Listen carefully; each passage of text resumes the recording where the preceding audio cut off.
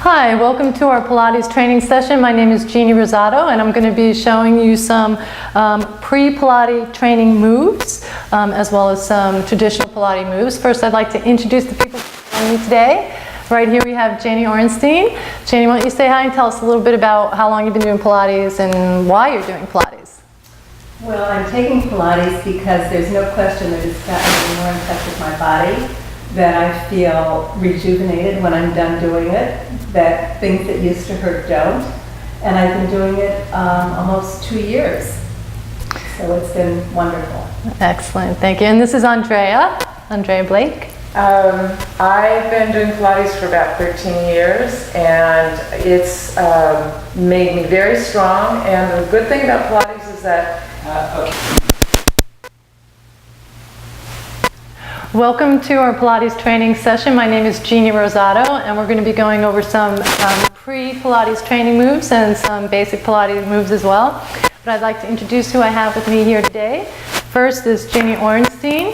And Jeanne, would you like to tell a little bit about why you're doing Pilates? I've been doing Pilates for about 2 years. I started because there were certain parts of my body that weren't working as well as I would have liked. And those problems definitely have subsided. I feel healthier and stronger, and there's no question that it's been a tremendous improvement in my physical and mental being. And then we have here Andrea Blake. I've been doing Pilates for about 13 years. I do it mainly to keep in shape and to keep strong. I prefer this to weight training. I like the idea that it involves breathing and concentration in all parts of your body. And finally, at the end here is Arnold Binstein. And Arnie, how long have you been doing Pilates and why? Well, I've been doing Pilates for about 3 years, and the why is that my wife has been doing it for 10 or 12 years and is, I think, very good at it. And she was frequently telling me that I should give it a try, and I was very resistant to it. But about 5 years ago, I took up golf, and I read that the core is key in the golf swing. So she volunteered to get me lessons and pay for them. And so I said, well, that's a good deal. I'll do that.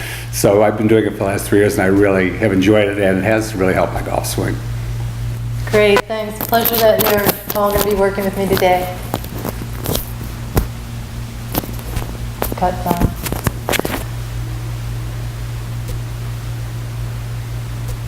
Welcome to our Pilates session today. I'd like to start today by going over some basic moves in Pilates that coordinate the breath with the movement.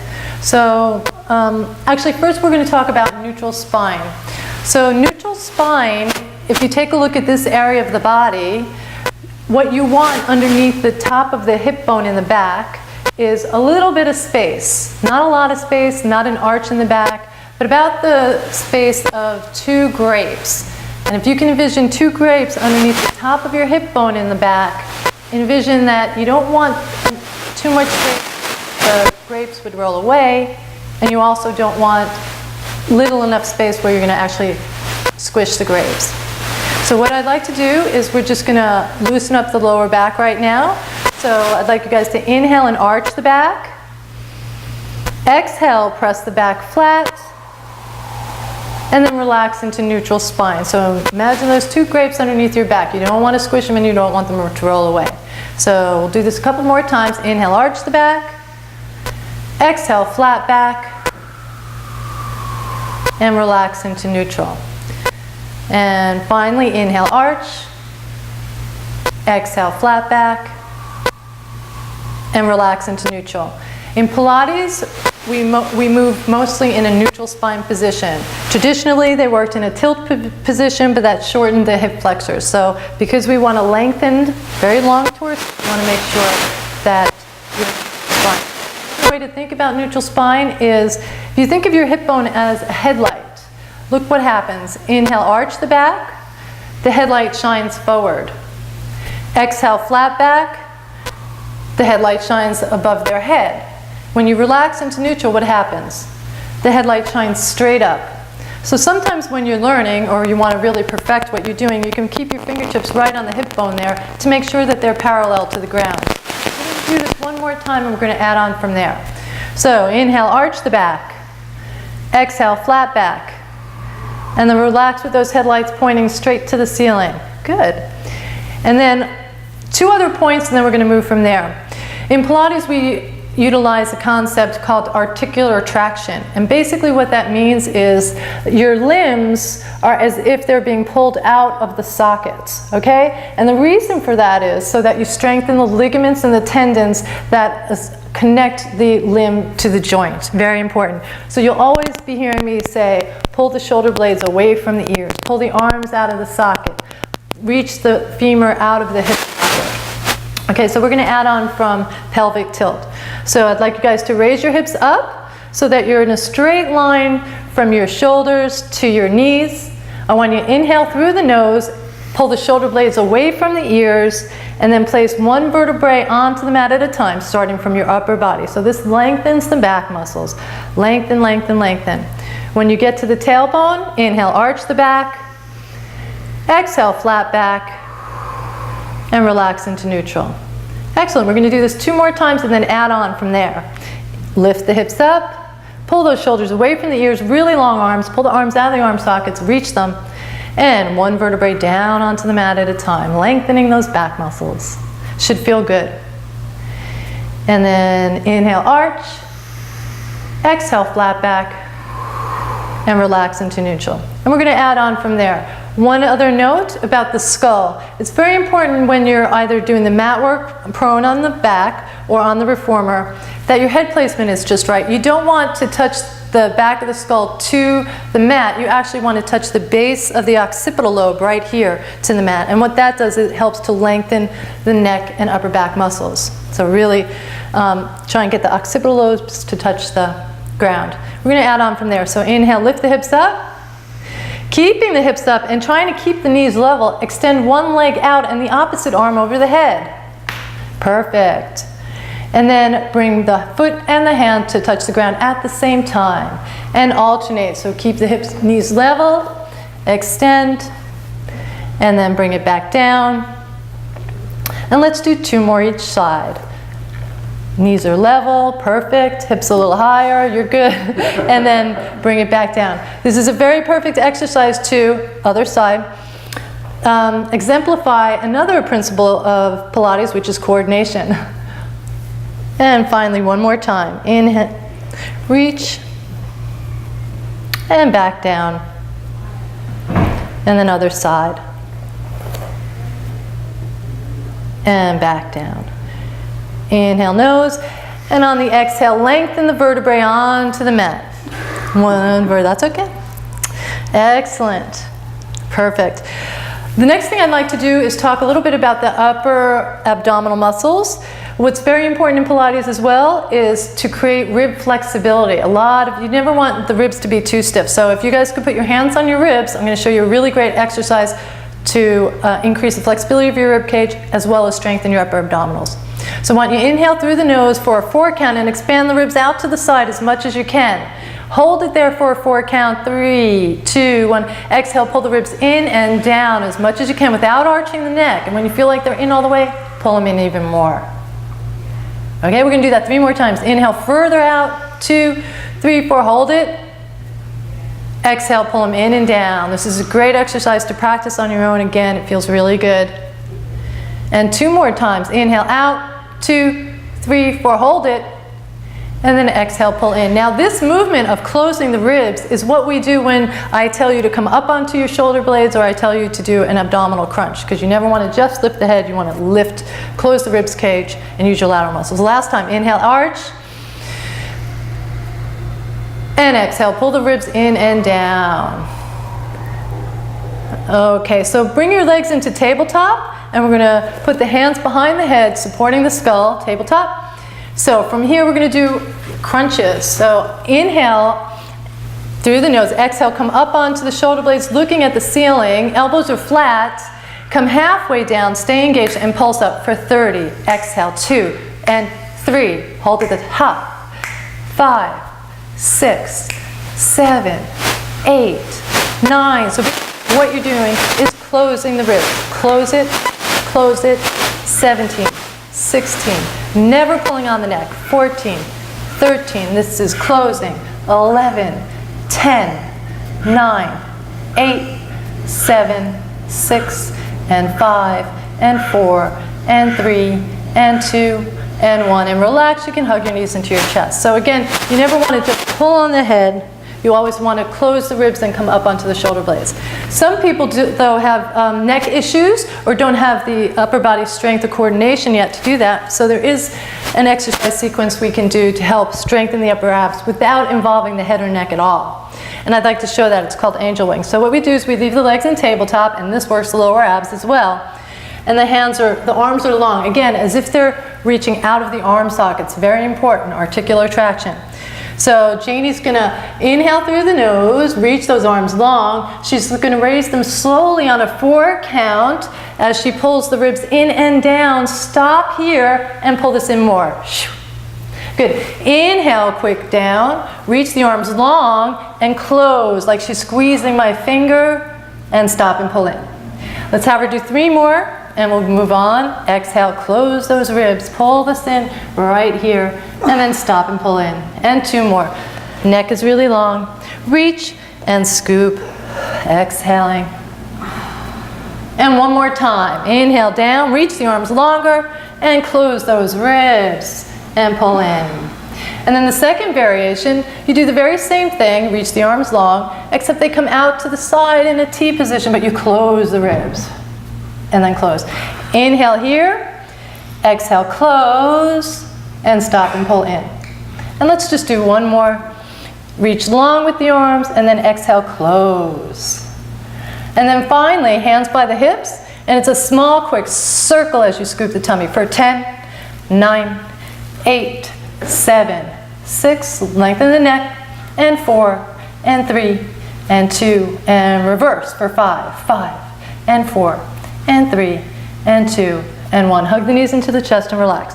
If you do this 10 times each way every day, you will definitely get a lot of strength in the upper abdominals, and you'll gain rib flexibility.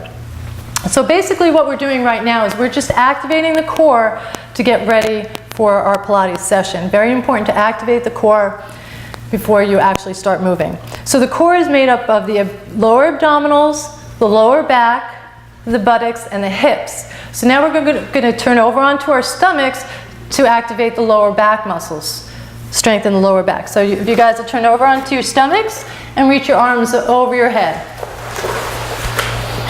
All right. So what we're going to do is you're going to reach your toes and fingers as long as possible, and I want you to reach your right arm up and your left leg up and hold it. 2, 3, 4, and switch. Opposite arm and leg. Hold. 2, 3, 4, and let's just do 2 more. A little bit higher. These guys haven't done this in a long time, so it's a little rusty. And then last time each way. And then the other way. And then just relax for a second. All right, and let's lift both arms and legs up. Hold it up. Your neck is straight, and lift your ribs up high. And relax down. And let's just do that 1 more time. Generally, you try and work up to maybe 5 of these. Hold it. And then down. And 1 more time up. And relax down.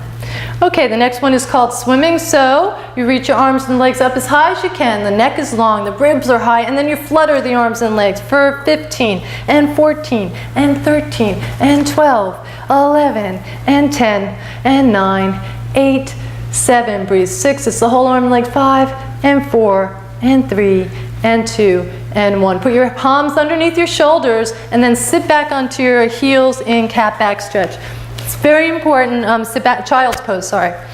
Very important to stretch your back and not to stay on your stomach for too long of a time if you're not used to it. So you want to build up your lower back strength gradually.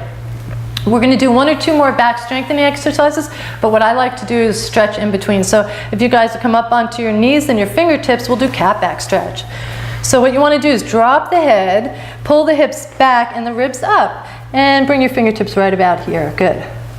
So we're going to inhale, arch gently, tailbone and chin to the ceiling. Arch, chin up, hold it. And then exhale, hold the round a little bit more because this is a stretch. And we're going to do 2 more. Inhale, arch. And exhale, round. Bring the fingertips a little bit closer to the, to the legs so that you can pull the shoulder blades down and ribs up. And one more time. Inhale, arch. And exhale. Excellent. So now come on to all fours. So the shoulders are right over the wrist and the knees are right over the hips. And we're going to do the dead bug except on the knees. So from here, extend one arm out and the opposite leg out, just like you did when you were on your stomach. And hold, 2. A little bit of balance, which is very important in Pilates, and bring it in and down. And then other arm up. And bring it down. And 2 more times each. And down. And one more time. And down. So I say one more time, we'll do one more time each. And back down.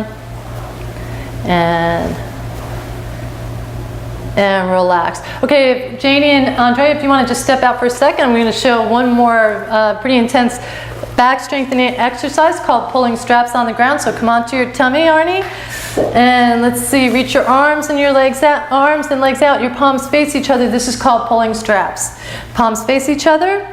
So you're going to keep your elbows into the body as you bring your hands behind you, close to the body with those elbows, straighten the arms and lift the ribs up, but the neck is straight, so look down, so that, perfect. And then bring the arms forward all the way first, and then lower the body down, but don't disengage. We're going to do 3 more. You're up. Your hands stay close, elbows into the ribs though, and lift those ribs, head down so that the neck is straight, and reverse. Arms out, and then down. And 2 more times. Keep those elbows in close as you can to the body. And then look down, the ribs up. And then reverse. And 1 more time. And keep the elbows in. That's very difficult move. Leave the hands there. Bring them halfway out, Arnie, to the side. And then touch the hips and lift the ribs for 5 more. And exhale, lift the ribs for 5. This is a lot more difficult than it looks. 4. Very nice form. His heels are together, so the lower body's working. And 3 more. 3. And 2. And 1. And then sit back into cat back stretch. Always want to stretch the lower back when you do those intense back strengthening exercises. So child's pose, that's right, sit back on the heels. And if you guys want to join me again, so we're almost finished with a little bit of the core work, so if you want to kneel facing this way, so you're kneeling like so. We're going to just stretch the weights. So basically what I want you to do, your hips are right or above your knees.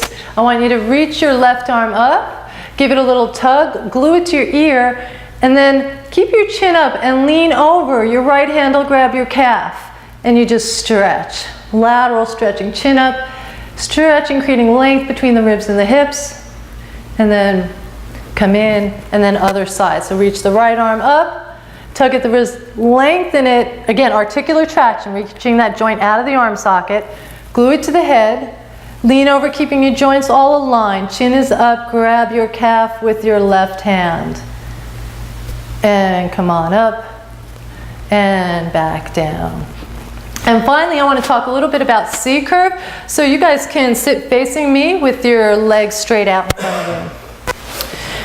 Okay, so feet are flexed and apart. So C-curve basically it's very important. We use C-curve a lot in Pilates. So basically what you do is a pelvic tilt like we did on the floor. So you pull your navel in, but the tailbone goes forward. You scoop your tummy, you pull your ribs back, and you round your spine. So that's right, just like this. So this should look like pull the ribs way back. Shoulders are away from the ears and away from each other. You're always creating length between your shoulders and the ears. So what this should look like is if you've ever seen a cartoon where someone gets shot in the tummy with a cannonball, their body goes back in a C-curve. So this is all the way back. Yeah, like that, stretching. All the way back. So that's a C-curve. So I just wanted to give you that terminology because we're going to work with that in a moment. Cut for a second, John.